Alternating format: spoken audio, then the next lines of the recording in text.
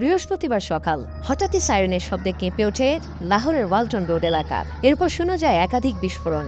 আতঙ্ক ছড়িয়ে পড়ে পুরো এলাকায়। লাহোরের পাশাপাশি আরও বেশ কয়েকটি শহরে হয় বিস্ফোরণ। ঘটনার পর দ্রুত রেড অ্যালার্ট জারি করা হয় বিভিন্ন স্থানে। মোতায়েন করা হয় সামরিক বাহিনীর সদস্যদের। বন্ধ রাখা হয় বিমান চলাচল। সক্রিয় করা হয় আকাশ প্রতিরক্ষা ব্যবস্থা। পাকিস্তান আইএসপিআর জানায়, দেশজুড়ে ড্রোন হামলা চালিয়েছে ভারত। গুজরানওয়ালা, চকওয়াল, আত্তাক, রাওয়ালপিন্ডি, মিয়াওয়ালি এবং করাচি লক্ষ্য করে এসব ড্রোন ছোড়া হয়। সকাল 10:15টার দিকে আমার বাড়িতে বিস্ফোরণ হয়। এতে আমার বাড়ির ছাদ ধসে পড়ে। জ্যামারের মাধ্যমে এবং এয়ার ডিফেন্স সিস্টেম ব্যবহার করে ধ্বংস করা হয় বেশ কিছু ড্রোন।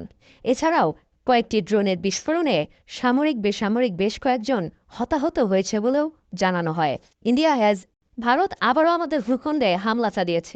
বিভিন্ন স্থানে তারা হ্যারপ ড্রোন দিয়ে হামলার চেষ্টা চালিয়েছে, তবে আমরা তা প্রতিহত করেছি। এখন পর্যন্ত 25টি ড্রোন ধ্বংস করা হয়েছে। হ্যারপ ড্রোনস পাকিস্তানের দাবি, ইসরায়েলি হ্যারপ ড্রোন ছোড়া হয় ভারত থেকে।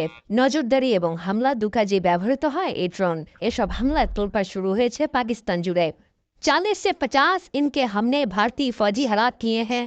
আমরা শুধু তাদের ড্রোনই ধ্বংস করিনি, তাদের পাল্টা জবাবও দিয়েছি। গতরাতেও ভারতীয় সেনাদের অবস্থানে অভিযান চালিয়ে প্রায় 50 জনকে হত্যা করেছে আমাদের সেনারা।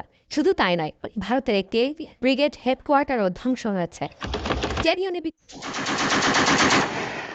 এদিকে ভারত পাকিস্তান নিয়ন্ত্রণ রেখায় আবারও ব্যাপক গোলাগুলি হয়েছে। এতে নিহত হয়েছেন এক ভারতীয় সেনা।